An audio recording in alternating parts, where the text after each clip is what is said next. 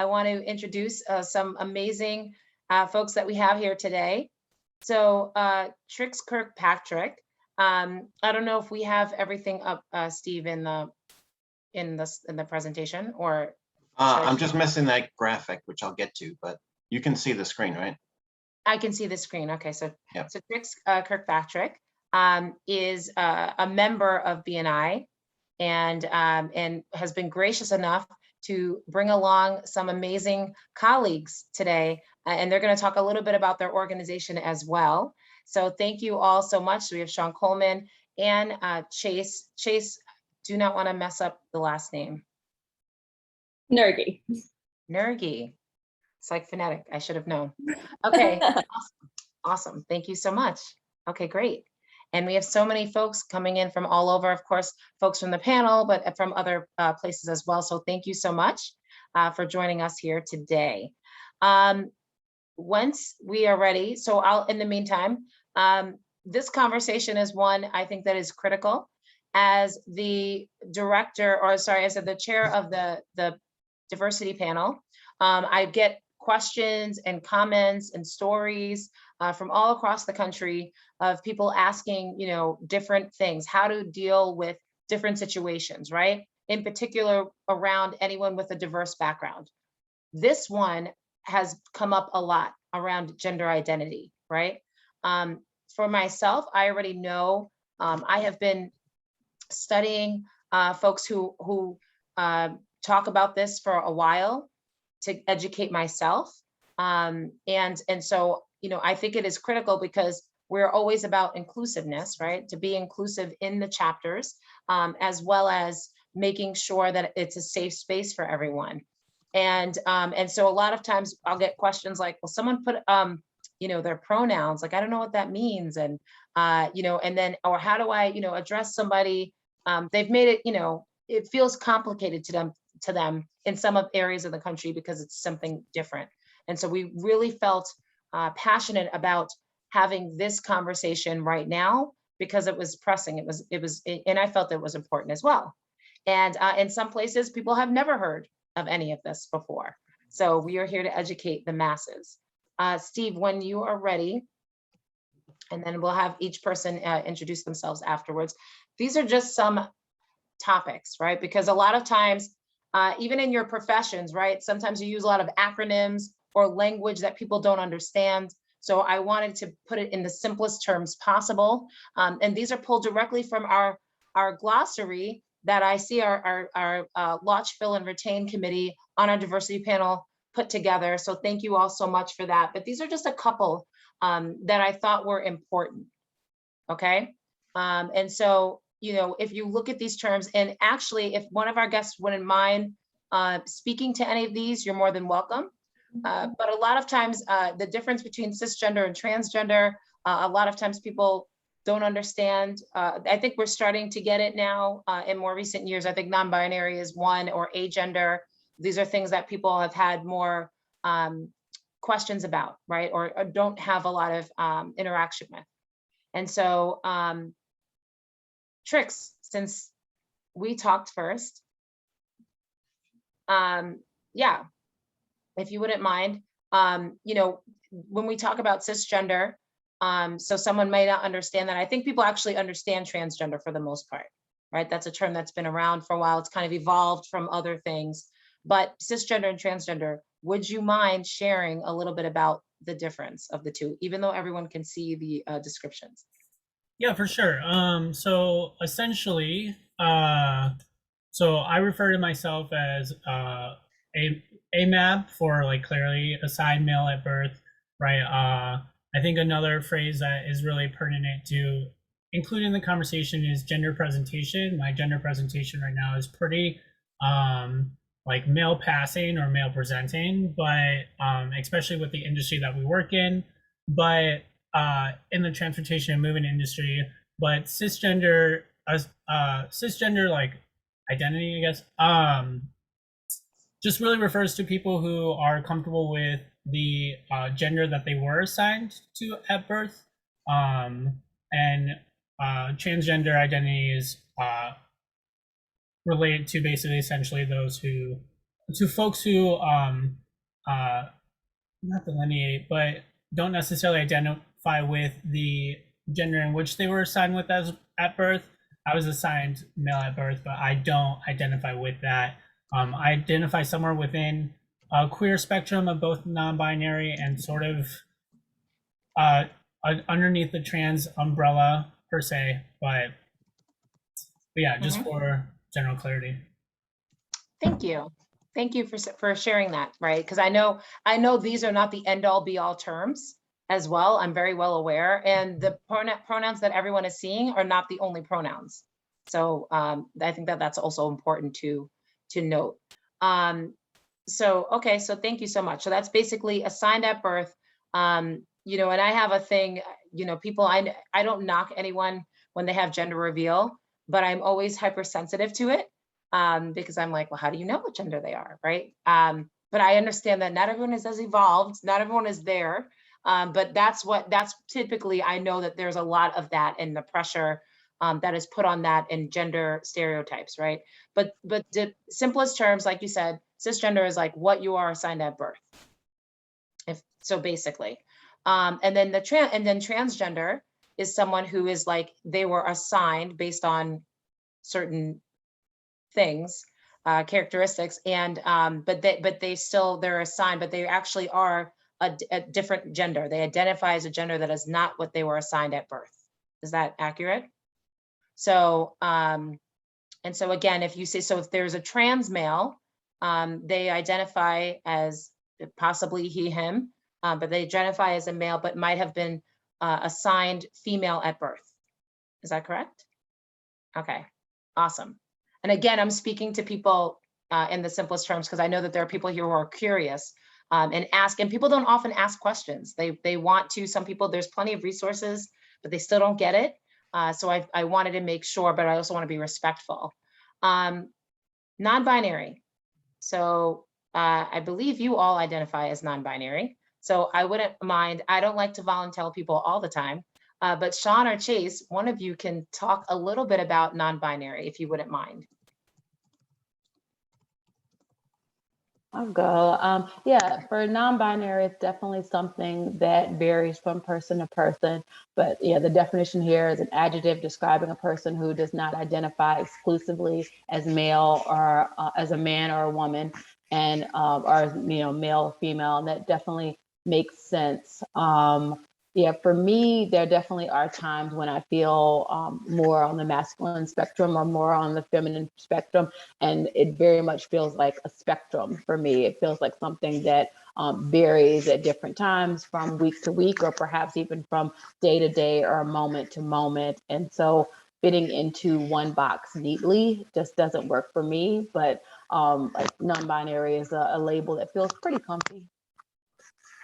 Awesome. Now, do you, so because also too, I have friends that identify as non-binary something else. So non-binary femme or non-binary, you know, their pronouns might be, they might have two different types of pronouns like she, they, right? And so, but I think it doesn't matter, right? Like my sister is non-binary, but identifies as she, her, right? That's just the way that it is, that she, you know, but we have always known this. And then, so I asked her, what would you prefer your pronouns? But it's like, I knew before non-binary was a term I was familiar with.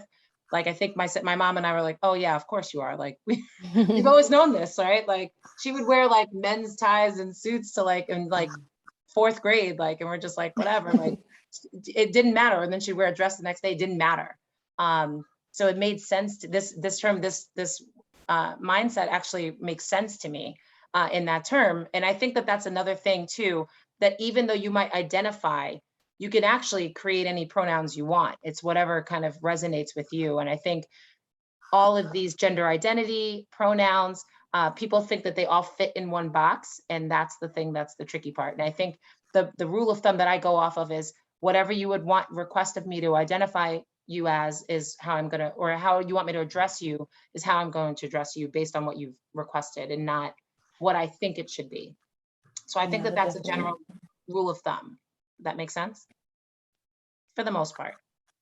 Yeah, and then I know there's gender fluid. I don't know how and I know terms go out quickly. So I mean, I think that gender fluid is still a thing, you know, but I feel like, because that, again, it kind of goes in line with non-binary, right? So I believe that it's more just kind of like, sort of, Sean, what you spoke to, just, you know, it's however I wake up is however I feel. So more open. And so, and, you know, that's what I see it as. And again, your identity is who you are as self. So I think these are important. And I know some of you might be not sure of everything, but I encourage everyone to find out, because more people want to be addressed the same way. And I know something that is not up here is misgendering, or dead names. When people change their name, or once they do start asking you to address them as a different pronoun, and you don't get it right, even in the best intentions, can still be harmful. So I'm always very mindful of that. And even then I've made mistakes as well, which is tricky. So yeah, so I don't know if that's, and again, if anyone has questions too about any of the stuff, we really encourage you to use the Q&A box as well. Steve, it's good. That's all I got. Do you have that Oh, graphic? And I can the have you graphic share it? wasn't working. So, okay, so we're gonna go into our conversation now, and then there'll be time for Q&A. Because I had a, you know, just a way to identify. So first of all, you know, I had seen a graphic, but I'm very conscious of not using binary language. I've practiced it, and I'm from Staten Island, New York. So we always be like, you guys, like we used to always say that, right? So I had to be really cautious. Or even when I'm around older white gentlemen, no offense, Steve. I'm 27 Yeah, well, you know what I mean. in my head. Yeah, thank you. Yes, but even then, like a lot of times, and Steve and I have been around a lot of groups up here in Massachusetts, you know, that the people will say, hey gals, and hey ladies, or just making an assumption. I mean, how do you let people know how to address you? I guess, like when you're dealing with people in an, you know, in an environment, especially professional, you know, do you let them ask you? I assume a lot of times people they just make an assumption on your gender based on how you present, and they just call you whatever. So how do you actually address, or how is it that someone else should address when they're meeting you in a professional setting, let's say? And anyone can take this. Maybe Chase, you're up. Yeah, so that's something that we've been working with in our moves recently, actually, is how we lead with pronouns to make both our clients comfortable and our movers, since we have a large number of trans movers and a large number of queer and trans clients, is that we've started coming in and, you know, when we're doing our introductions, we just say, you know, I'm Chase, they, them, this is Juan, they, them, and this is Evie, she, they. And then the client can introduce themselves as they wish, including that or not. But it kind of opens that door. Now, it is a little harder when you are in a group setting, or, you know, you're not the one initiating the introduction. But it's definitely something that we're just trying to pay attention to. And, you know, there's all kinds of inclusive words out there. Hello, folks. Students, you know, all of these terms to address this group of people, maybe based on why they're there, not just their genders. Esteemed colleagues from the chat, yes. And then, you know, if you're on the flip side of it, where someone has already made that assumption, it's something that will play by ear, whether that's something that, or I'll speak for myself, it's something that I'll play by ear, whether it's something that I feel comfortable correcting on in that moment, or not. And, you know, that's a decision that's made for a multitude of reasons. But it is also something that can be really nice if you know that someone that you're around is trans and someone misgenders them in front of you, if that's something you know that they're comfortable with, having someone else step in and make that step, if you know that they're comfortable being out. Yeah, so you would have to have that relationship and understanding. It's like, okay, I'm allowed to step in for this person because that's what they, that's totally fine. They're fine with that, but not trying to overstep or speak on someone else's behalf. But I do know some people that do. I knew someone that was misgendered in a meeting, but didn't share pronouns, right? And they were non-binary, and it was again addressed as because they present as a woman, and so they were like, oh, all you ladies are like, oh, luckily we're all girls here. And I saw the face, like the sadness that kind of came out. It kind of broke my heart. And I was like, I bet they don't identify. Like, I just knew. And so I think it is so important, again, to kind of have this knowledge and this mindset, because it's always the best intentions. And I know this as a woman, a Black woman, people are well-intentioned a lot of the time, and they don't mean to say things, but microaggressions come out, or things happen, and it could be harmful. And again, in a work setting, you're all very fortunate to work in an environment that you do, but so many people work in environments that are not inclusive and do not take the time to have people feel that way. So then they often are disengaged, don't produce results, and then end up afterwards sort of just fading out, like most people of diverse backgrounds in corporate environments, right? Having said that, your job sounds awesome, and if I was in Chicago, I would love to work there.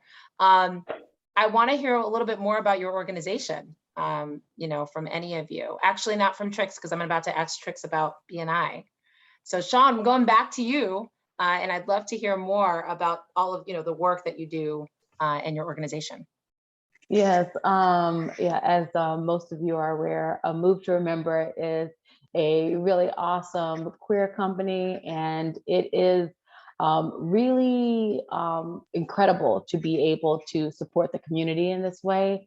We have partnered with a number of different nonprofit organizations, and also work with a lot of folks who are, experiencing emergency situations, such as leaving domestic violence situations and things like that. And so it feels really important to do the work that we do for that reason.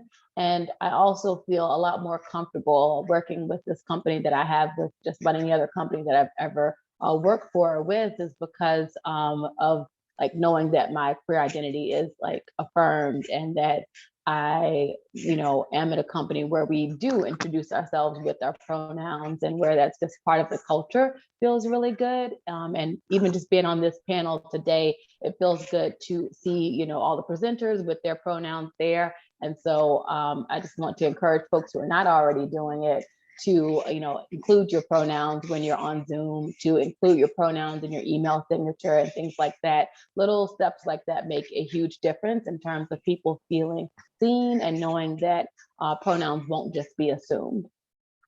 Yes, that's why I had someone, right, Sean, and I want to ask you another question in addition to the work that you all do. But so, I had someone ask me, right, and I love that social media platforms finally created a space for pronouns, because I used to just add it on my LinkedIn. I used to just put my pronouns after my name because there was really no place to put them.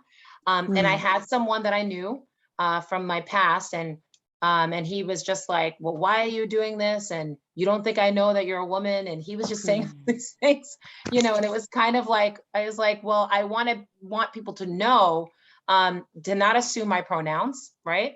And also to feel, to know, it's some level of allyship, right? It's some way to know that it is a safe space as much as possible. And I'm somewhat aware, right? And so I think that having that, a lot of times it really is in solidarity. It's not just about like, I need you to know that what my pronouns are, but it's more that so that and that it's okay, and to know that I'm not assuming your pronouns. So that's I think that that's important. So putting it on our signatures, putting it in, and then I love that we have Zoom now.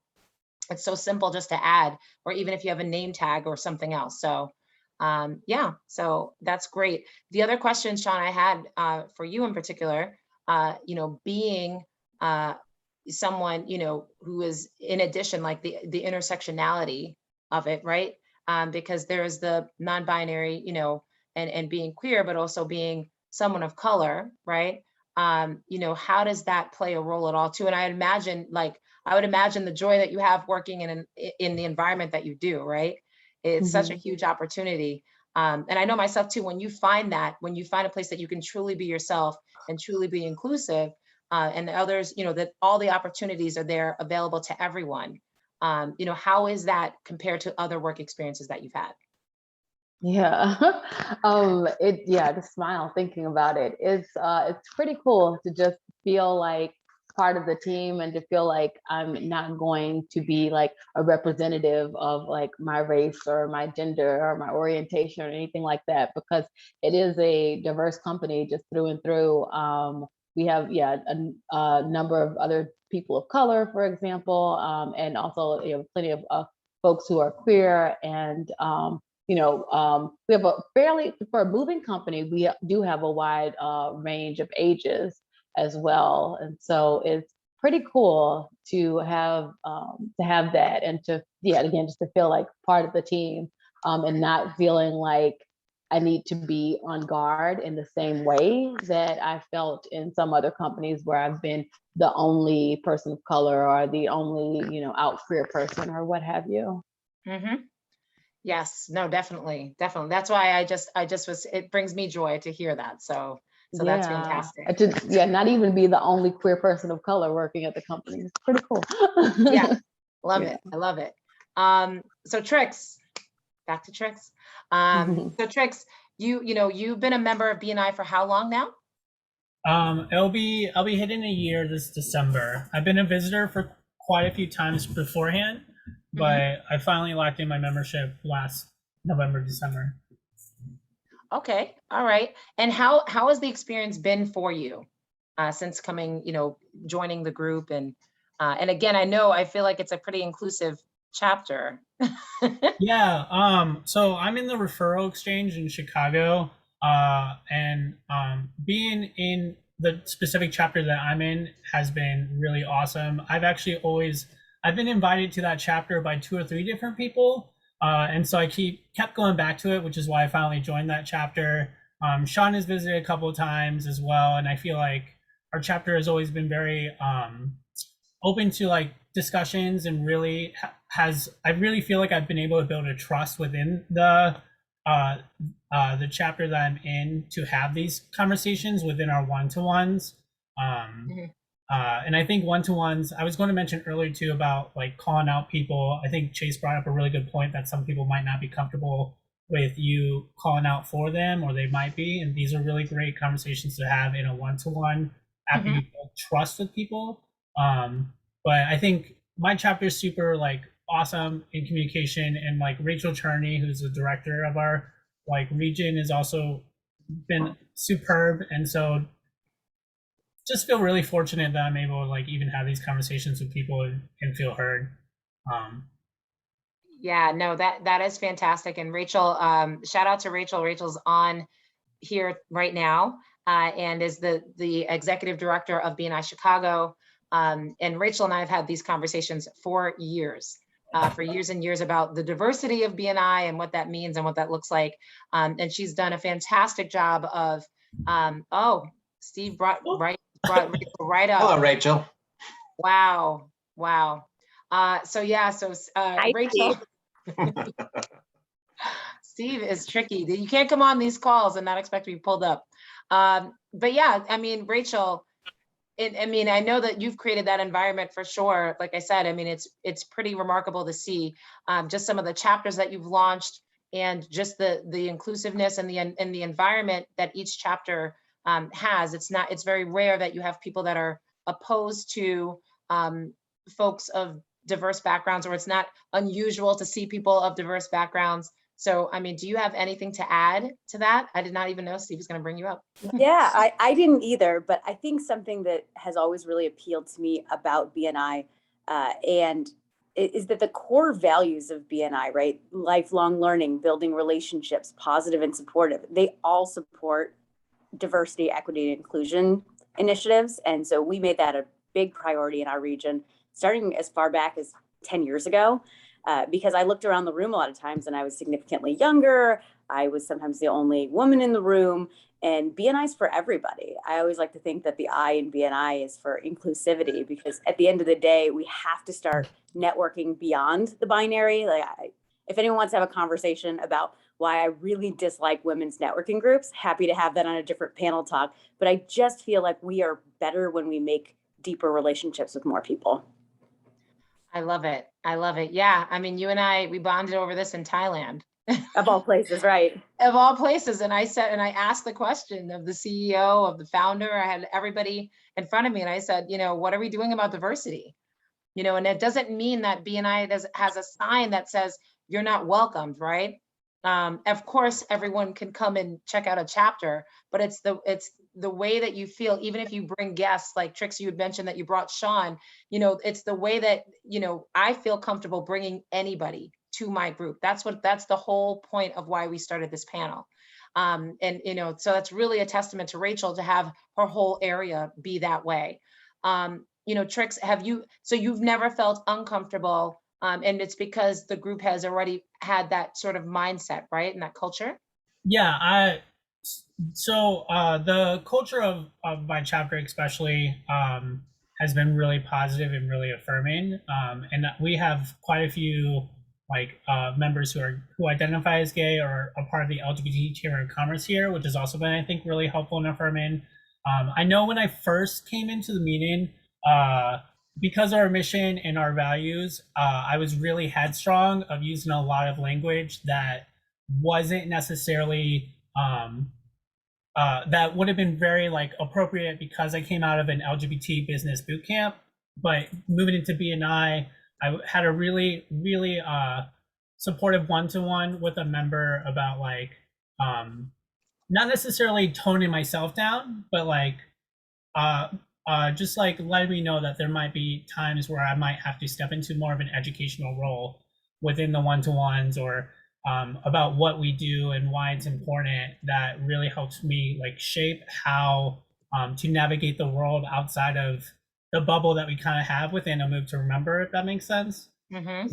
I feel like sometimes in the professional world, there are a lot of gendered language, oh, thank you, sir, thank you, ma'am, thank you, so nice to meet you, sir, that that because I've been able to build up the trust with people in my group and have one-to-ones with them and really feel supported, I've been able to be more open about hey, these are reasons why I don't necessarily like to be addressed this way. Can we strategize what different ways that will help you to realize that or learn that, and or just being able to be straightforward in how I'd like to be recognized within the chapter or group.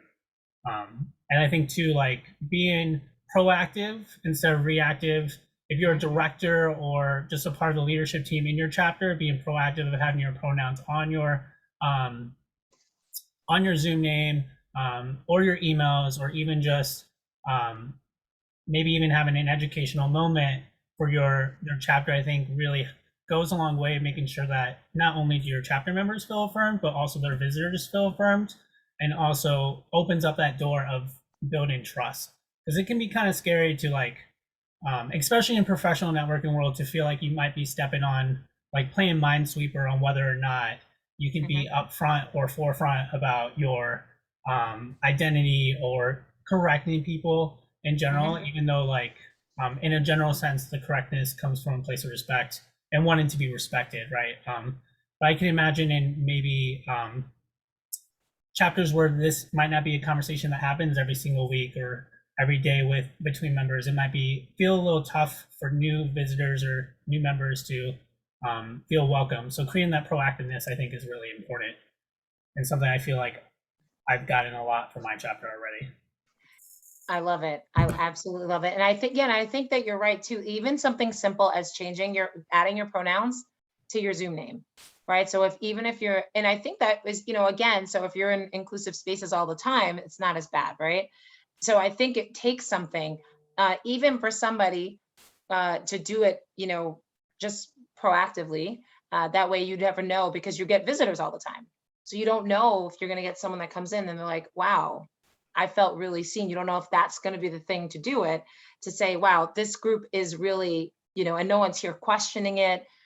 This feels like the right place for me. And to Rachel's point, yeah, you can leave, business on the table or money. Like if you're not thinking outward, and again, some people will take your money, right? But are they going to really engage with you? Do they really, stand with you and are more open? And some people just want to stay in their own bubbles. So it's so important. Again, B&I, if done the right way, and we do believe that diversity is a massive part of this, and inclusion, then that way it would be a really good opportunity. So yeah, so I love that, I always like hearing people's B&I stories. But again, you already had the setup, of course, another role that I hold in B&I is a managing launch director, and we're accountable for launching so many chapters, right? And I think the thing that made me fall in love with launch, thanks to Mr. Steve Tenuzzo, because he hired me. But the thing that I loved about it was I got to create new chapters. I got to build something that wasn't like the others, right, around us. And so I think that that's critical. I think that that's important. One of the other things is, again, so some people are asking, there are some questions being asked, and I don't know if we want to jump to Q&A, but really the other thing for me, and maybe somebody touched on this, I'm not sure, what is a way, you've mentioned this already, but like, I had a question from a member that was, we have a new person, they identify as non-binary, and I don't know how to pass them business or how to introduce them to someone else in an email or something like that. Do you have any, questions or advice or response or, advice that would be good for that? Or is it just keeping the pronouns in the email? Chase, why don't you take this one? Yeah, if I understand the question correctly, it's how to use they them pronouns in sentences. Is that correct? Not sentences, but like, so they said, oh, there's this, they had never met or knew about anyone that was non-binary before. So their thing was, this person's nice, but I don't know how to pass them business. Like, I don't know how to introduce them and explain to someone. They felt like they had to do the labor of, preparing someone. And it really is just like, oh, I'm just introducing you to this person that sells this product, right? But is there any other advice that you could offer? Because usually it ends up being like an email introduction or something else. So do you have any advice for anyone in that realm? I mean, bottom line, it's the same thing, you are just passing business to another business. You want to make sure that you don't gender them in that scenario. And it really varies depending on how involved that business is in, if that's a specifically queer or trans focused business, then that might be a little bit more relevant. But when it comes down to it, you're really just following the same procedure, and you want to make, so maybe asking that person, is that something you want me to explain to them first, or is that something that you want to do? It's really going to depend on the business owner's comfortability level with that and what they feel like they need. Yeah, no, that makes a lot of sense. And I think that was kind of what I offered as well. Because I was like, it's just the focus. And I think it was Trix before that had mentioned, like, when you address, if it's a class, students, not saying boys and girls, or, it's just like, just mention the service or focus on the subject, as opposed to having to, because I think it's just the way that the language is. And Steve is a big word person, English person. He's a copywriter, but he does a lot of writing, and him and I've had these conversations before, but it's the same thing. If someone tells me someone's name, like when I was younger, like Sean can go any way, right? Or like if people hear a name, Corey, Jamie, word names that don't seem so like attached to one specific gender, then we would just say they, if we didn't know, right? So I don't think, I think this is stuff that we've been doing, but they want, you name it something, and then people start freaking out at times, which is okay, which is fine, because we have folks like all of you who are here to support them. So now, Steve, do we have some questions? Yeah, we have a few questions. Okay. Let's start with Heather, who, by the way, has been asking good questions and making comments in the chat all day. Starts by saying, I feel like I'm going to ask silly questions, but it's not true, Heather. She says, in our facility, we have buttons for people to wear if they choose. We have he, him, his, she, her, hers, they, them, their. Should we also have she, they, and he, they?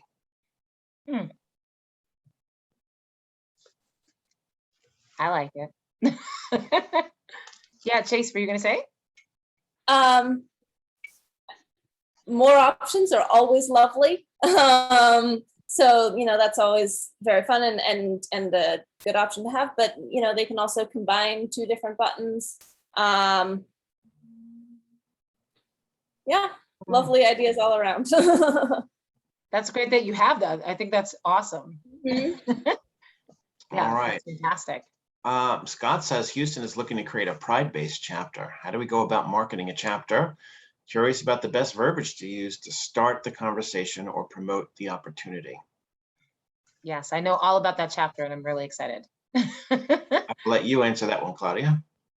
Oh, me. I think I did work with the launch directors to talk about it. It was similar things, when you're hosting a Zoom, make sure that you have your pronouns as well. Don't really try to avoid using binary language. Anything that could, be perceived as binary.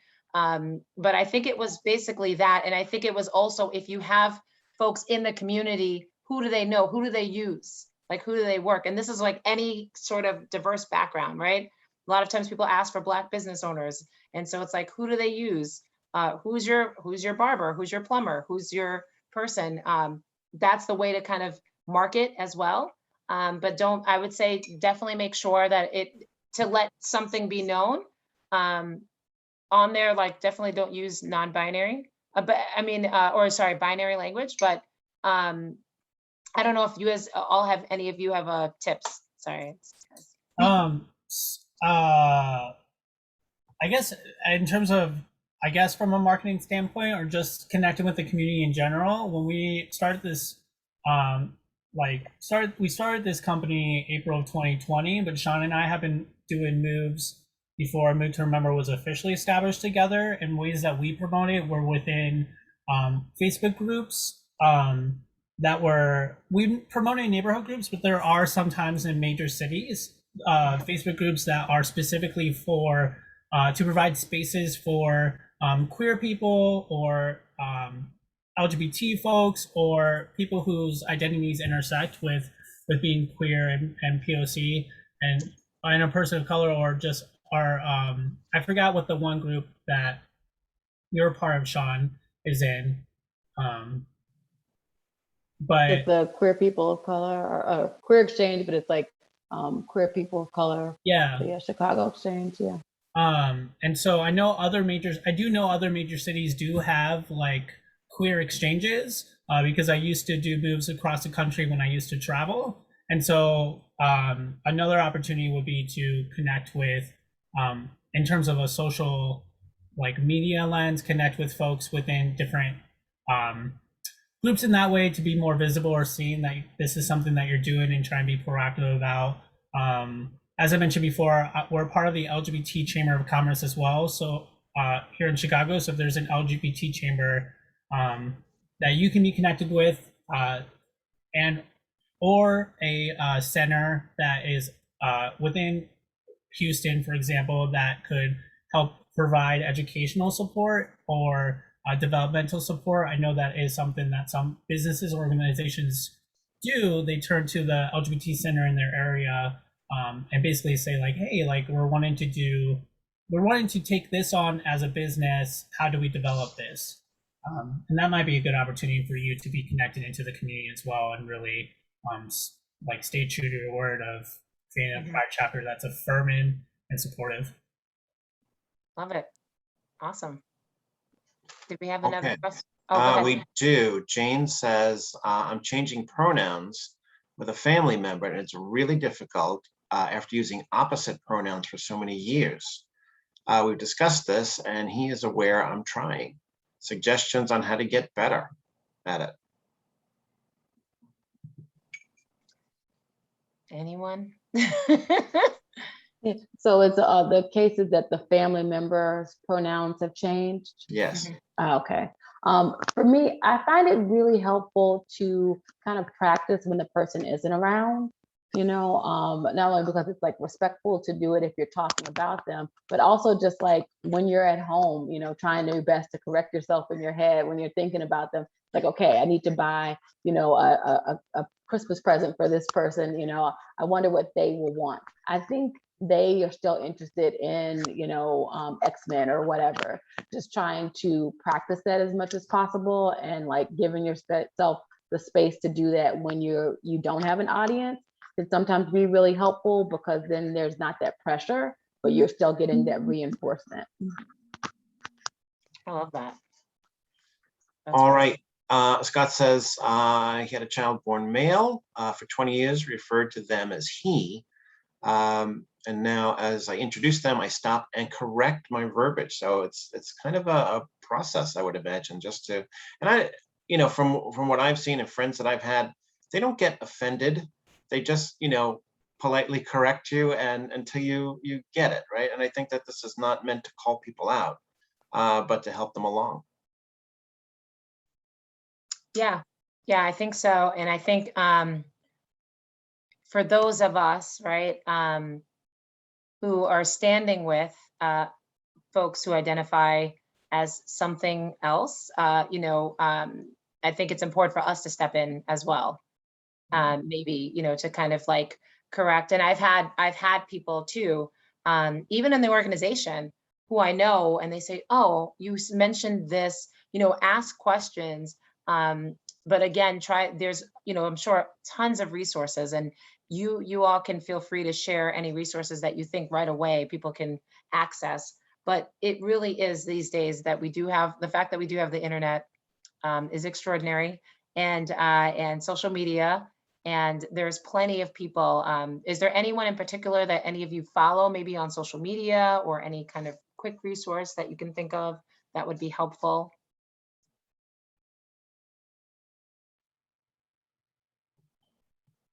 I listed a couple of book resources in the beginning. The Trans Body, Trans Selves is a book that's pretty. It's a take on a book that predates that book about like women's bodies, women's selves. And it's really a clinical take, or a case take on like different trans identities and different language and terms around that if you really just want the nitty-gritty textbook version. I also recommended A Guide to Gender, the Social Justice Advocates Handbook, which is more of a like casual read to understand the language. If you are trying to use an example to teach other people, I often know a lot of training programs use the Genderbread Person as a resource. Because there's a lot of imagery that kind of breaks down the difference between gender, sexual orientation, or attraction in images and panels. I saw someone else commented The Gender Wheel, a story about bodies and gender for everyone by Maya Gonzalez. I'm not sure, Sean, if you and Chase have different resources as well. They're saying no. I'm terrible at collecting resources, but the internet has them somewhere. Thank you. That's what I tell people, just go look on the internet. But I wanted to know, like, sometimes there's like, oh, there's this really great book that was a resource to whoever. So, and it was a question, so I figured I'd ask.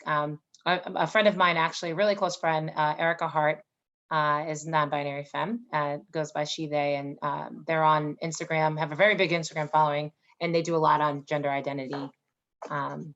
And their partner is trans male, so they talk a lot about it as well. Yeah, but the last thing. Oh, Steve, how much time do we have? We have 12 minutes. Perfect. Okay.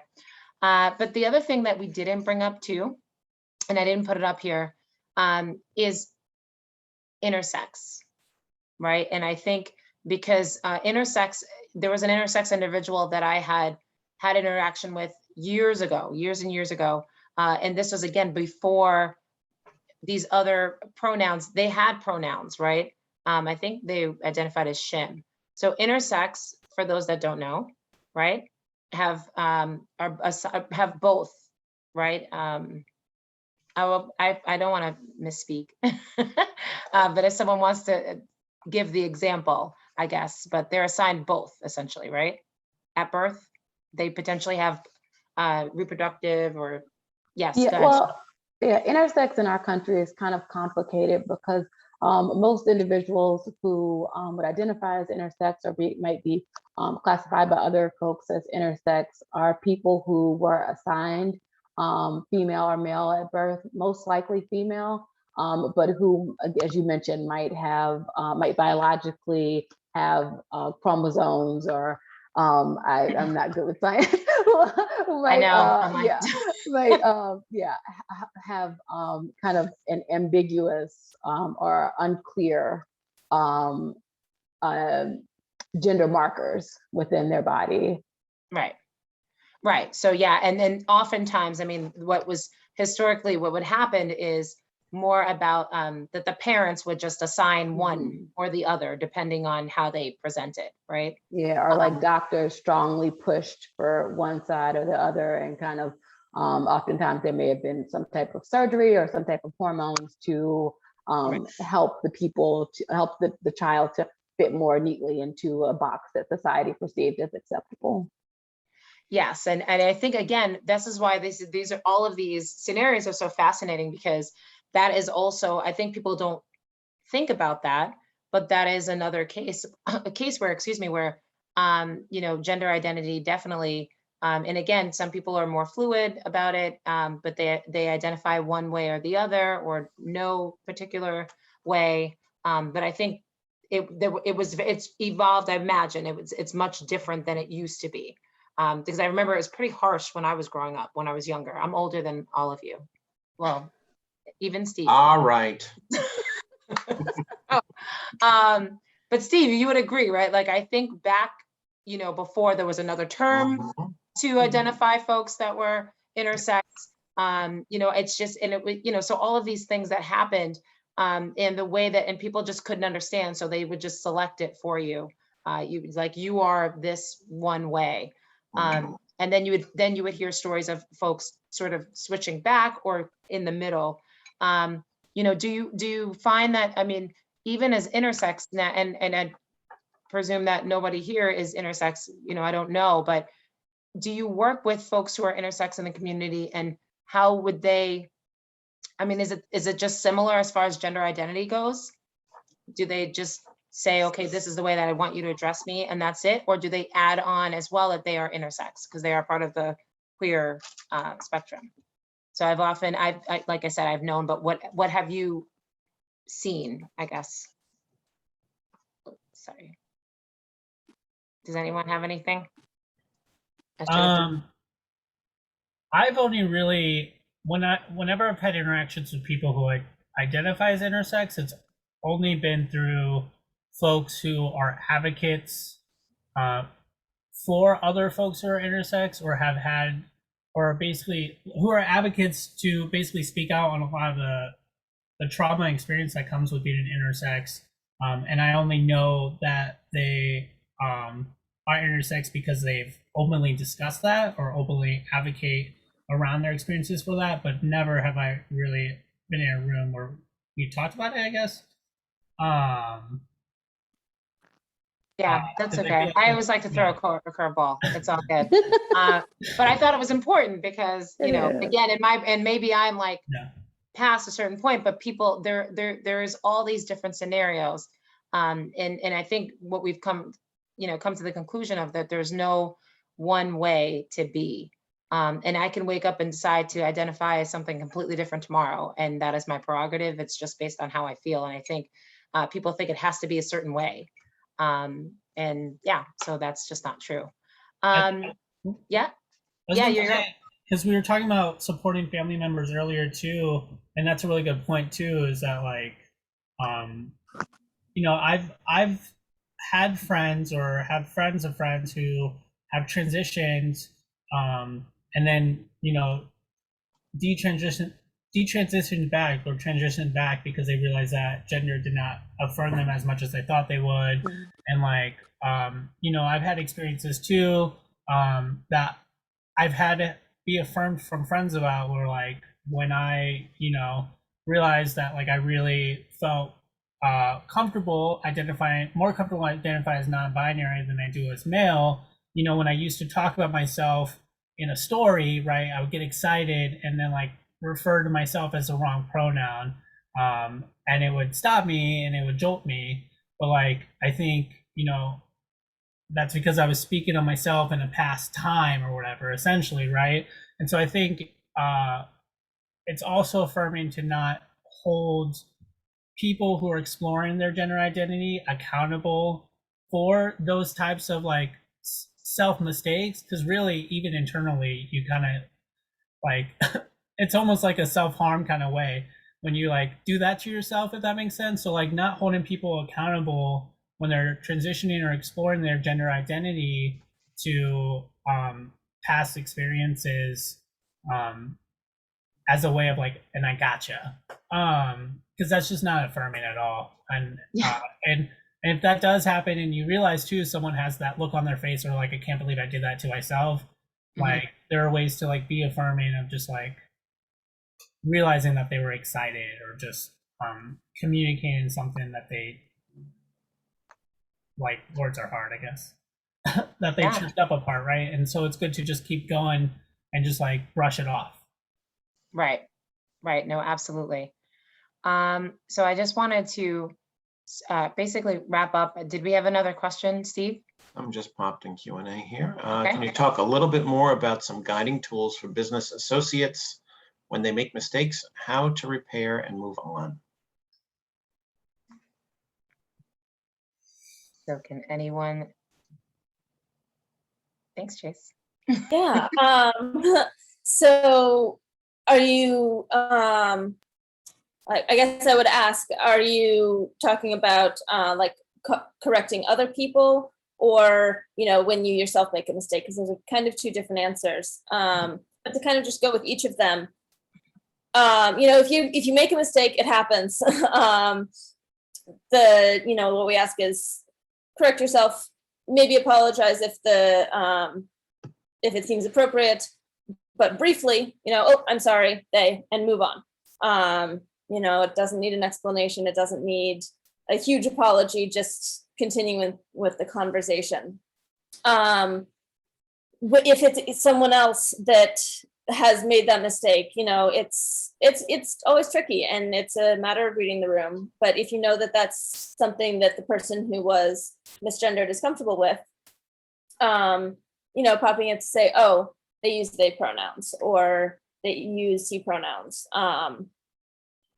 And if it turns into a larger discussion, then having that be something that can be had in a you know, separate space where it's not creating a lot of tension in the whole dynamic. You know, if it has to be a one-on-one conversation, that's perfectly acceptable. Yeah, just being kind and making sure that it's from a place of education and care, respect, calling someone in versus calling out. But yeah, having that as a background for supporting your group members is fantastic. Love it. I love it. Yeah, that's what we're creating for the diversity panel. We have, you know, we have this glossary of terms, you know, so I think that even having that access to something for people just to be able to have to go to, and we're creating, it's part of a full handbook that we're providing for our directors. But I think that's very cool. So where can everyone find you all? Did you put that in the chat earlier? And I encourage everyone to save the chat, because there seems like there's a lot of good resources. So feel free to save the chat, and it will pop open after you log off of this meeting. So I don't know if any of you have to make sure that they follow you all and everything else. and check out the organization because it sounds pretty amazing. All right, so I think we are just about out of time. I want to thank Trix, Sean, Chase for all being here with us today and giving of your time and your employer as well for having you being able to join us. This was fantastic. I know that this resource, this is going to be up on BNI Business Builder as well as our BNI USA YouTube page. So definitely check those out when Steve puts them up. We'll give him a day to do that, or maybe a couple of days, but it will be there by Monday. It'll be there by Monday, and make sure that you check those out. Share these with your chapters, your directors, as a resource and fellow members, because these are important conversations we're having. Next month, in the next week, actually, is Hispanic Heritage Month. And so in the next month, and it goes for 30 days from the 15th to the 15th. So we're going to have some guests on for that next month. So definitely make sure that you are here. Yeah, and stay tuned. We have another couple of really great conversations coming up in the next couple of months. And then in November, we're going to talk about holidays and how to address folks around the holidays with all the different religion, non-religion, and things like that as well. So thank you all for your time. And we will see you all next month, the second Wednesday of the month. So thank you so much. Thank you. Thank All right, you everybody, all. thanks for being on. Thank you. Thank you. Thank you. Absolutely. Thank you so much for holding this and for making space for all of us. Absolutely. Absolutely. Thank you much. Thank you so much for your time. We really appreciate it. Have a great one. Awesome.